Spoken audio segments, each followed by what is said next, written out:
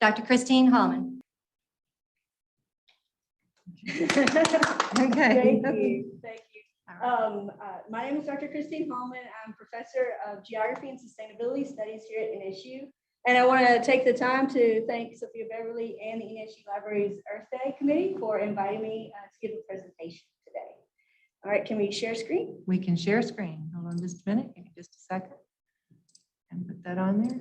We should be sharing screen now.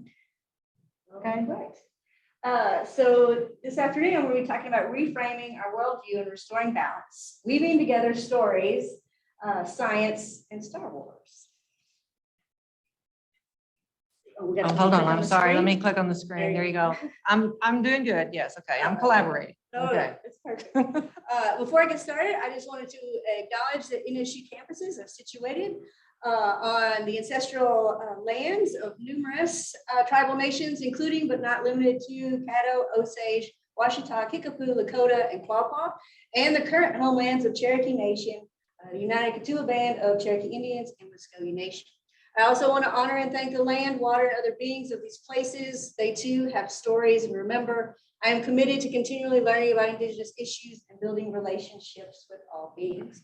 If you haven't seen the link below, you should check that out. And if you look really closely on the map, you'll see the edges, southern edges and eastern edges of Oklahoma and numerous tribal nations found therein. All right, so I kind of want to set the stage here and talk a little bit about why stories are important. Stories tell us who we are. They tell us about our past, our present, our future. They connect us to place and each other. We learn lessons through stories. Stories are ubiquitous throughout cultures across space and time, and they're found everywhere. They're found in Star Wars, and that's what you see at the top left there. That's Return of the Jedi, where C-3PO is sharing their experiences with the Ewoks. And you see the Ewoks are all enamored and drawn in by all those stories and events that happened, just like moviegoers back in the day. And then if you look to the top right there, that's me when I was about 2. And my dad were on an old International tractor that would eventually be the first vehicle I ever drove. And that picture reminds me of all the stories that I heard, all the stories that I experienced when I was a kid that root me to a place. The image at the bottom is me when I was a park ranger for a couple of summers. Yet again, those stories, meeting people, changing my perspectives, and creating those roots in a different place. And with a quote from To Speak for the Trees, to the Celts, story is everything, both an act and a piece of creation. The Sanche, I'm sorry, my Gaelic is not very good, bearer of old lore, had the ability to spin whole worlds out of nothing. And people would travel miles to crowd in around him or her and the kitchen fire. So this just kind of reiterates this importance of story and that it's everywhere. And one of the ways that we communicate. And stories don't have to be verbal. They can come in all different kinds of forms. We're going to start with a story about Dr. Suzanne Sarma. She's a professor in British Columbia, and she studied social forests. Now, if you want to find out some details about her, you can read her book, or you can check out all her cool TED Talks. But I'm just going to highlight a few things from her stories. She started to really think about the relationship of forest and everything in the forest when she was young. She grew up in her family, they were loggers, old school loggers, meaning they cut down the tree by hand and they, on a horse or a mule, dragged it out and then put it in the river. So she saw the forest, the soil, and all the habitats in between when she was really young and started to think about how do these things work. With that in mind, she also worked on thinking about these connections with Aboriginal or Indigenous people in that part of Canada, and started to make connections with how she grew up and these Indigenous peoples. And she was really interested in what's called mycorrhizal fungal networks, specifically mycelium. And that's what you see in the top right there, the white kind of really stringy material. And it's in the soil and it connects a lot of things. She went all the way back to a study in the 1980s in the United Kingdom, where in a lab, they had these little tiny conifer seedlings. And they put them in a big kind of bucket and literally watched them connect through this fungal network. Now she started to think maybe this was happening at other forests. And this began when she was in college, really thinking about it. When she graduated as a forester, she started to participate in present practices in forestry in Canada, which basically meant cutting down and killing anything that wasn't your cash crop. And in this instance, it was Douglas fir. So managing the forest meant getting rid of everything else but those Douglas fir. Well, what she saw was when that happened, the Douglas fir suffered. And she knew there was competition in the forest, but she thought maybe there's also cooperation. So through her kind of thinking about things, she says, I'm part of the problem. I want to be part of the solution. So she went back to school and she started tons of lab experiments, field experiments, where she started kind of focus on 3 species, Douglas fir, paper birch, and a little bit of Western red cedar. And what she would do in the lab and out in the field, in the forests, she started to plant some of these seedlings and saplings next to each other, just to see if they would communicate through that fungal network. So she planted a paper birch, and right next to it, she planted a Douglas fir. And over time, they would connect through that mycorrhizal fungal network. And she's like, well, how do I know what they're doing underneath the soil? They're connected, but is anything else happening? So she put her and her colleagues put plastic bags over each one, and then they would inject carbon-13 into one and carbon-14 into another. And then they would test, because carbon-14 is radioactive. They would get out a Geiger counter, and she would check this other tree over here that wasn't injected with carbon-14, and it had that carbon-14. It had moved through that fungal network. So then she started to do other things to some of these trees. She would cover one of them with a shade cloth. And the one of the shade cloth's like, oh no, I can't carry on photosynthesis. I'm in trouble. And the paper birch is like, oh, you need some carbon? Cool. And would share its carbon with its paper. And she did this in the lab multiple times. She replicated it also in the field over and over again with multiple plots. And she didn't find it was just carbon. It was also nitrogen, it was phosphorus, and it was water. All these resources were moving through that fungal network, back and forth between the trees. Well, she's like, are there any other kind of signals or communication between these trees? And so they started to stress out some of the trees that might prevent them from getting any rainfall or water. So it's like, oh, it's a drought. Send that signal through the network, and these other trees are like, ooh, I need to tweak my water balance so that I don't release or let too much water escape. And so then she found out that was true. And so they stressed them out by pulling needles off the tree. Ooh, that would definitely stress out everybody, right? Sometimes they would pull them off. Sometimes they would have their larvae that eat needles. And again, the trees would send out signals through the network and say, you need to put up your defenses against something that's defoliating me. And there was a response. Then she studied diseases. She studied diseases in one type of tree, the Douglas fir. And through that network, it's like, hey, I'm fighting this disease over here and releasing these enzymes through the system. And these other trees, you need to do something about it. Well, not only were those signals received, paper birch would send back through that same system its antibacterial, antibiotic material to help that Douglas fir. So how does it know this? What's happening under here? So these were just more questions she started to have. Then she wanted to know, well, do these big old trees, what happens when they die? What happens to their carbon? Does it just stay? What happens to it? Well, through again, all these experiments, the carbon would be released as the old tree dies back into the network to be used by others. Then she's like, well, do some of these big old trees recognize their kin, their own species? So she planted some little seedlings, some that were paper birch, some that were Douglas fir, right next to the big old Douglas fir. And sure enough, the big Douglas fir was sharing with both species. Then she's like, does it recognize its kin, its own species? sure enough, it shares a little bit more with its own little Douglas fir seedling. Then she said, well, does it recognize its own genetic kin? So she took seeds from another mountain range of Douglas fir, planted it right next to the big Douglas fir and its genetic kin over here. And sure enough, it gave carbon to both, but a little more to its own genetic kin. So somehow it's reading, right, and receiving those signals.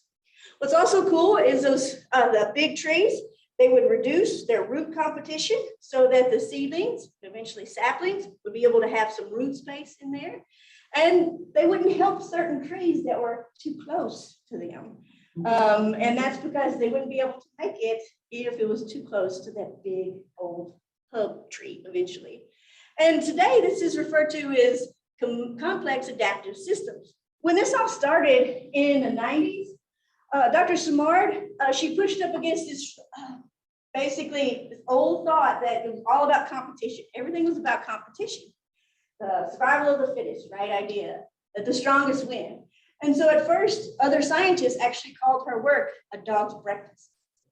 And she was resilient, she didn't quit. And she said, we're going to do more experiments and more stories. And so it's because she persisted, she started to, basically get the word out that it's competition, yes, but it's also cooperation.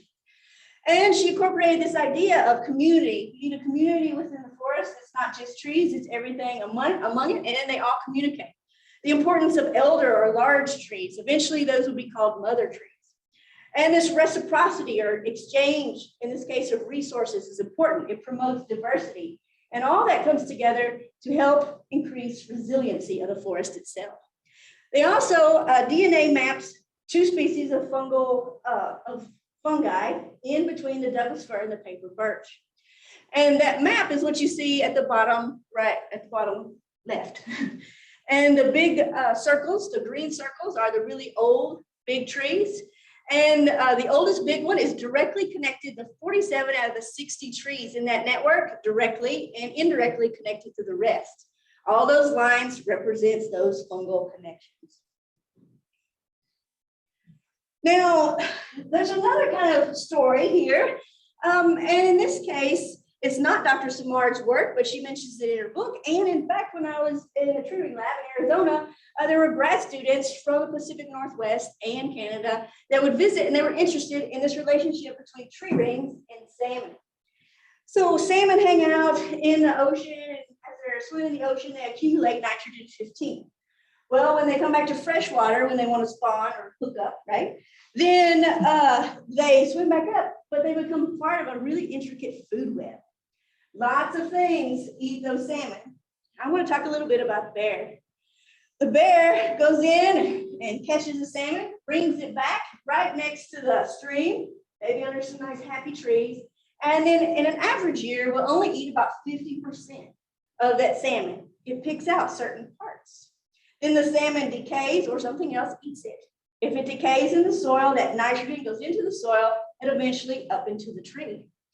Well, it wasn't just the bears and other animals. It was also indigenous people for millennia have been burying parts of salmon in the soil in the forest and also returning the salmon bones to the river, recycling those nutrients. Well, through some scientific research, about 75 to 80% of the nitrogen in coastal forests is directly from salmon. And so then people started thinking about, can we reconstruct salmon populations in the past, like to figure out what's normal, like a normal range of salmon population?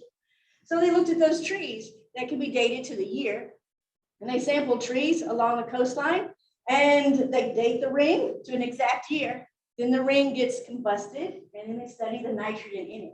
Now, this is really important because it can help with new policy, fixing old policy when it comes to logging, where to log, fishing, and dams. Don't get me started on dams. And so, and dam construction or removal, among other things. And so it's another story of interconnection and interdependence, just like Dr. Simard's work. And I have a quote from her tree that just came out last year, Finding the Mother Tree. We have the power to shift course. It's our disconnectedness and lost understanding about the amazing capacities of nature They're driving a lot of our despair, and plants in particular are objects of our abuse. By understanding their sentient qualities, our empathy and love for trees, plants, and forests will naturally deepen and find innovative solutions. Turning to the intelligence of nature itself is the key. Here I want to focus on this disconnection and loss of understanding. And for many of us, we feel this rupture with the rest of the natural world, this disconnect. And it might come through technology, or it just might come, from not being outside and working outside. And so for me, this quote is key because it acknowledges part of our worldview in seeing that we aren't a part of the natural world. We are separate. Don't think we're above, but we're not with other parts of nature. And with Dr. Simard, she acknowledges that maybe if we accepted that we were part of nature, that we can come up with some really great solutions for our environmental issues. So when did you first start to think about your relationship to the rest of nature or the natural world? What caused you to begin down this path? For me, it was two things. So at about 7 or 8, my parents bought a 54-acre farm on the border of Kentucky and Tennessee. And that would forever change my life as I became a Kentucky farm girl, which no matter how old I am and where I am, that's still fundamentally who I am. That's that big, huge root that I have in the natural world.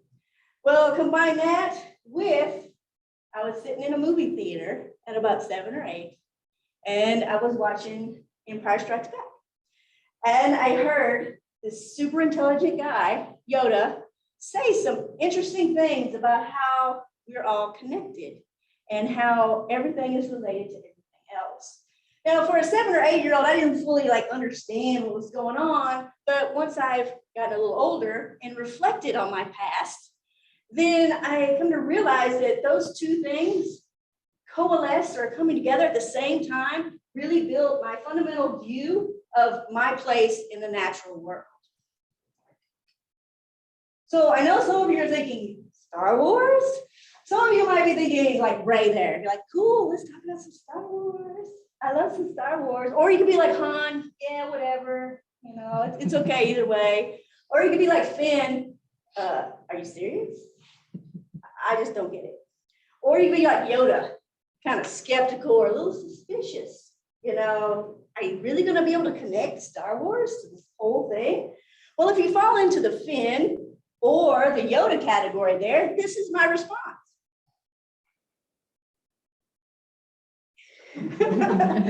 So for that, I'll let you be the judge if I do a good enough job. So it starts here with Yoda. And I'm going to read this quote. Size matters not. Judge me by my size, do you? As well as you should not. My ally is the force, and a powerful ally it is. Life makes it grow. Its energy surrounds us and binds us. Luminous beings are we, not this crude matter. You must feel the force here between you, me, the tree, the rock, everywhere. Now, while it would be really cool to be able to move a spaceship with my force powers, that's not really what I'm talking about. What I'm talking about is that basically this force or connection is all around us, binds us, surrounds us, life makes it grow. And also luminous beings are we. So I'm more than what you see in front of you. And my place in the natural world is part of that. And I began in Kentucky. So in Kentucky, we had that farm, we had gardens and cows and a wide variety of things. But really, what I want to talk about is tobacco. So when I was growing up in the 70s, 80s, and 90s, this is how tobacco basically was grown and harvested. This is who we are and where I come from. This process would begin about March and end about December, November, depending on the weather. And this was family, extended family, neighbors, and friends. We would all help each other get whatever job we needed done. I remember laughter. I remember stories. I remember kidding around and giving each other a hard time. Always building those connections. Through this one plant, connecting to a place and people and everything in it. Now, just to kind of give you an idea briefly, if we start at the top left, there are 2 black and white pictures. So you take these little tiny tobacco seeds and you plant them in the ground, cover them with what's called a plant bin. It's called a plant bin. Once the plants get big enough, then you pull plants, which is the next picture there. I vividly remember my grandmama sitting on a bucket or a milk crate, pulling plants like crazy. And so like an 8-year-old was like, magic, how did she get so fast and not hurt the little fragile tobacco plants?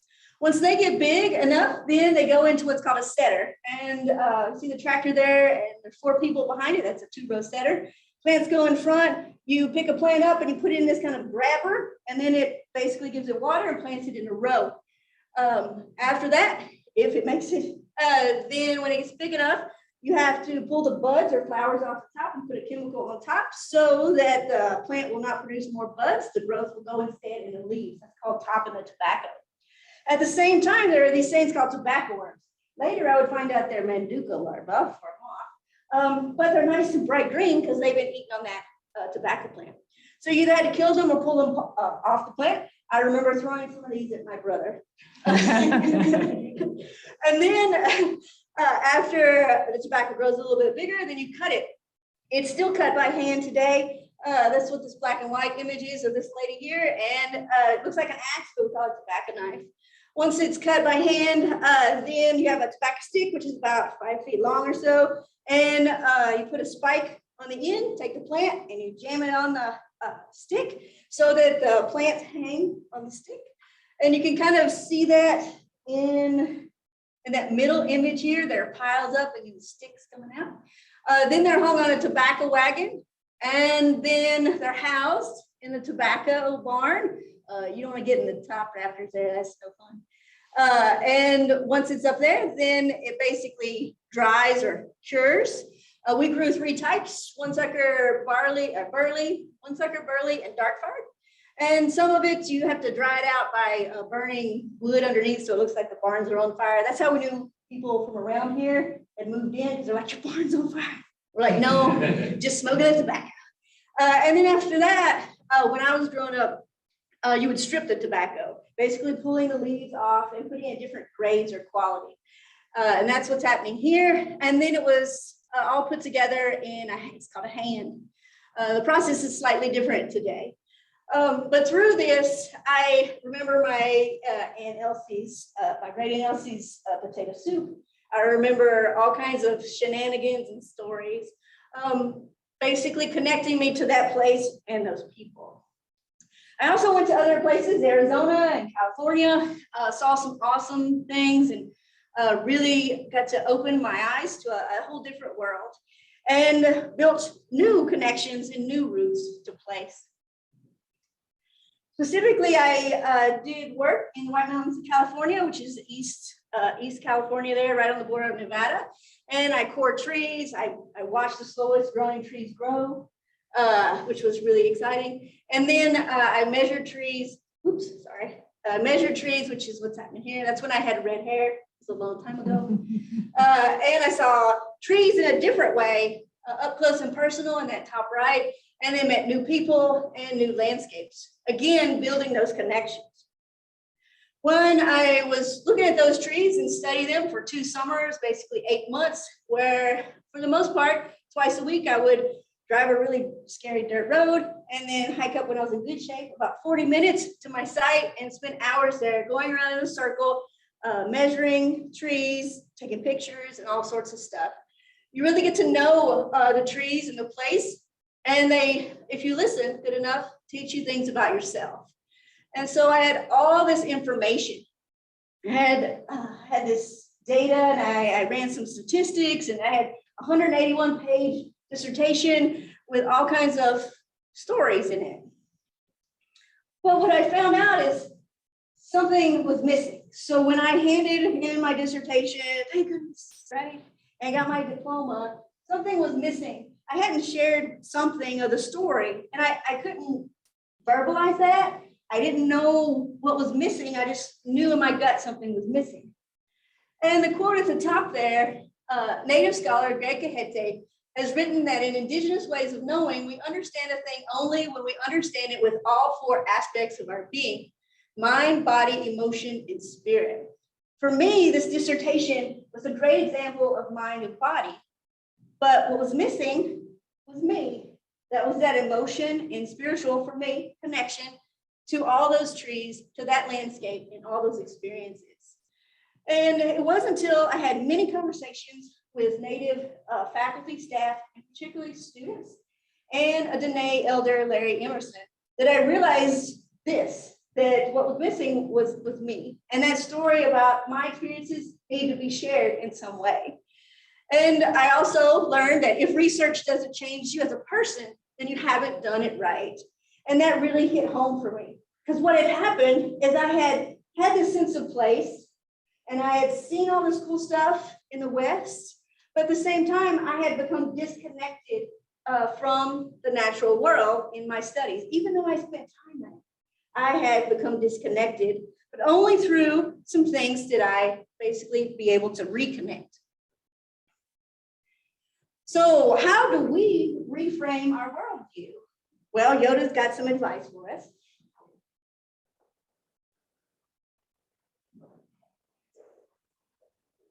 And he's so right. We need to unlearn what we have learned.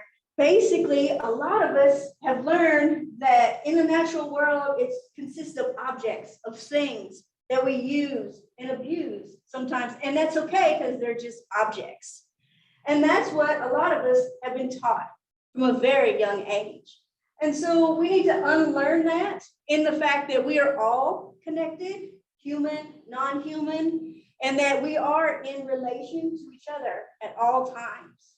And Yoda's exactly right. We have to unlearn what we have learned. All right, from the Zen master, Thich Nhat Hanh. I'm not going to read all these quotes, but just the first. He is a Zen, or was a Zen Buddhist.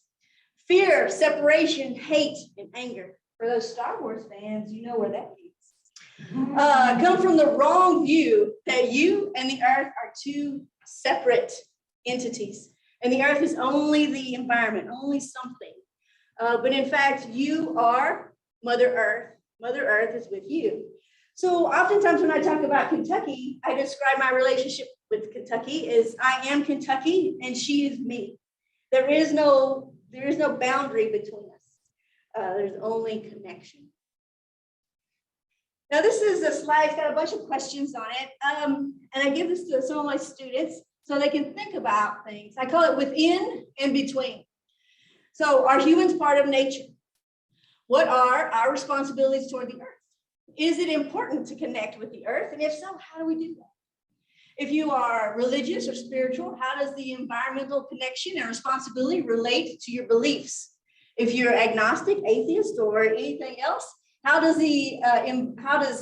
environmental connection relate to your beliefs? Generally, each of us makes choices based on our own personal code or values. How does your code involve the environment? Should we all be guardians, protectors, advocates of the earth and all of its beings? If so, how do we do this? What are some do's and don'ts in your own personal eco or environmental philosophy or ethics? And the last one is actually really key. What is an experience you had regarding the power, awe, wonder of nature? How do you think it affected your ideas on environmental connection and responsibility? For me, right, it was that combination of my parents' farm and Yoda. So how do we kind of restore this balance or this connection that we have within ourselves, to each other, and to the earth? We have to think about things differently, holistically, not as in parts. Studying the parts of something is important and valid, it has value, but looking at it from a different perspective that's more holistic is really key to restoring balance, because we have to include people, prosperity, peace, partnership, the planet, and everything in between to really become sustainable and solve some of our environmental problems. And one way to do that is through language. I remember talking to some Native students about language, and I had this real epiphany that by speaking English, it changes and alters how I see things, perceive things, analyze things. And it's through this English language lens. And in this epiphany, I realized, one, that other languages, it's not the same way. English, we have a lot of nouns, so we have a lot of objects. Where other languages, particularly Indigenous languages, a lot of them have action. And that changes how we see the world and how it interacts through objects and action. So a few quotes here. When we call a place by name, it is transformed from wilderness to homeland. And so basically when we interact with a place, it becomes part of us as our home. Or embedded in the landscape. Tyson Yokaporta, he uses this phrase all the time. And it's not that we're on the landscape or even in it, we're embedded in it. We are wired together, right? Kind of like that fungal network. We are communicating through all sorts of networks and pathways, but we are embedded in landscape. And then a real powerful quote from Braiding, Sweetgrass. A bay is a noun only if water is dead. When bay is a noun, it is defined by humans, trapped between the shores and contained by that word, bay. But the verb, and you're gonna forgive me because my Potawatomi is not very good, wik wangama, to be a bay, releases the water from bondage, lets it live, so that in that moment, the water is living water, has decided to shelter itself between these shores and conversing with cedar roots and a small or flock of baby organzers. So it's a different way of using language when it comes to the natural world. Another thing is developing a sense of place. And a sense of place is just getting to know someplace.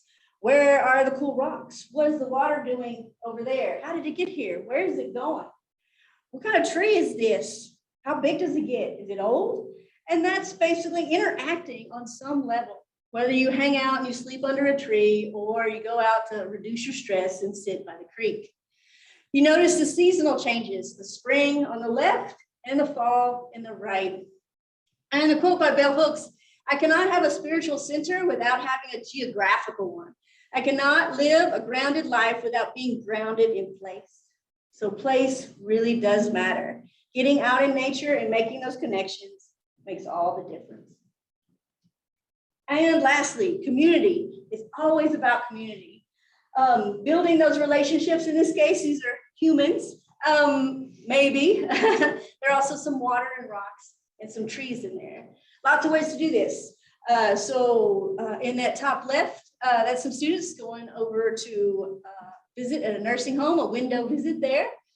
Taking students outside in the creek to do some seining or water quality testing, or I had the privilege in 2016 to go and be part of a cultural exchange class, Cherokee, Muskogee, and Ojibwe, where part of the time we spent in Minnesota, and this is me in the bottom right, trying to make a black ash basket from scratch. My basket can hold keys, but nothing else because it's got a lot of holes in it.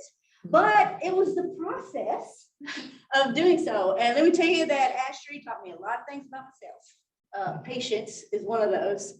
And then students, they remind me and teach me so many things. And one of those is some of my students have participated on Remember the Removable Bike Ride, where they trace the northern route of the Trail of Tears, which is about 950 miles on a bike. And their experiences are probably undescribable. But for me, they teach me because some of those parts of the route are in Kentucky and Tennessee. So because of them, I've actually visited some of those places for the first time, reconnected me to my Kentucky home. All right, now that kind of leads us, like, how do we view nature? And there's one way to do that, and that's through something called the rights of nature. And as of 2021, rights of nature's law have existed at local and national levels in 17 country constitutional provisions, treaty agreements, statutes, local ordinances, and court decisions. And they're based on one of two things. That one of the arguments is that if inherent human rights arise from human existence, so too do inherent rights of the natural world arise from the natural world's own existence. Meaning that I'm a human, and so because I exist, I have rights. And that means that the river exists it also has rights inherently. It has intrinsic value. Another thing to consider is humanity can only thrive in the long term by accepting integrated coexistence of humans with the natural world. So basically, we can't get along unless we have everybody, right? All the natural world. Well, these rights of nature ideas have been around for a long time.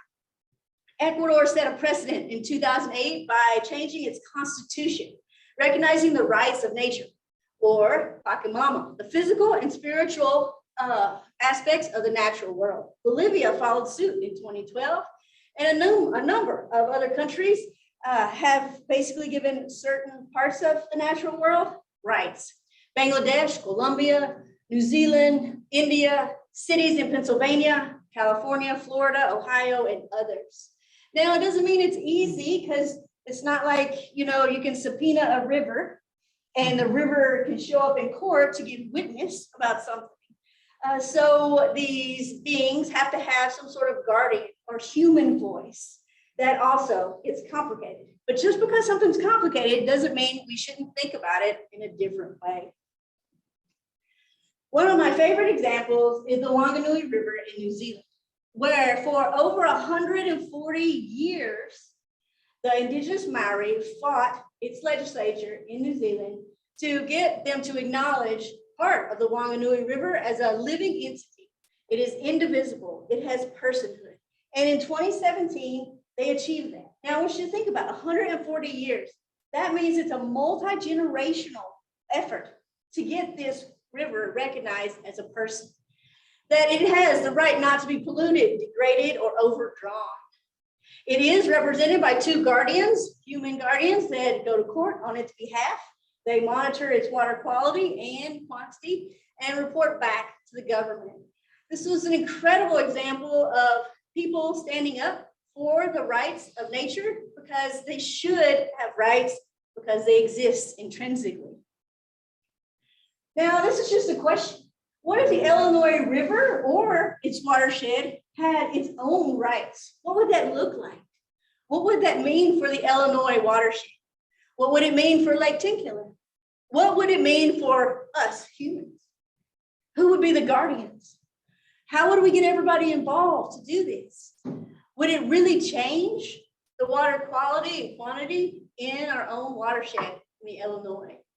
These are some things to consider.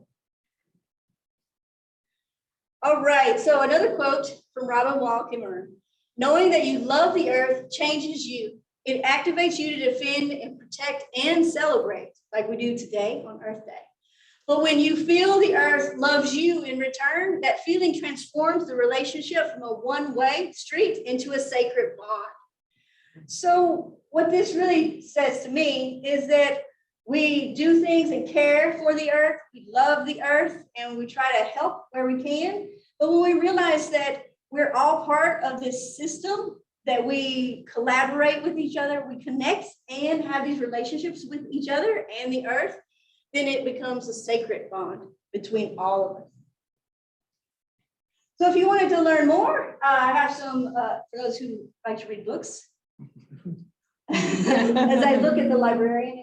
Yes, thank you. So you can check those out. I'll give the list to Sophia Beverly.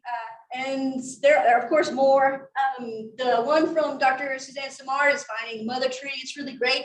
She talks about her scientific work and she weaves in her own personal story, which is really awesome.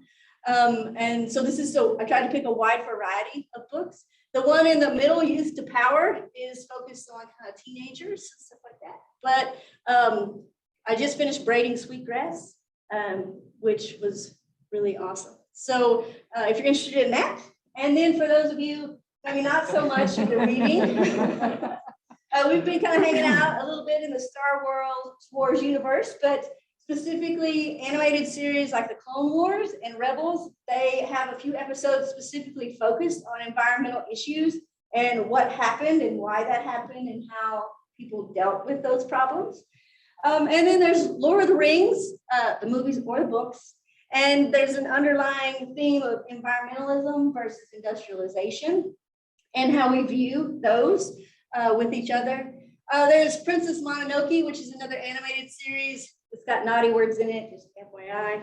But it has a really cool story about our relationship with nature and our decisions that we make. And then another animated series at the bottom right, Avatar: The Last Airbender, which has lots of lessons, not just environmental ones, for everybody from 2 to 82 and beyond.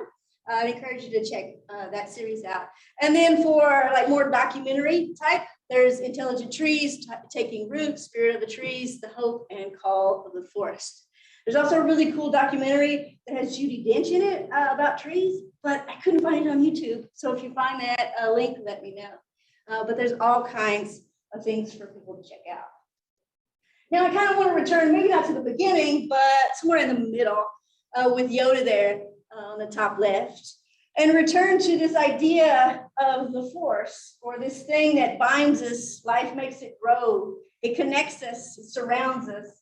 It's between us, and that we're more than what you see.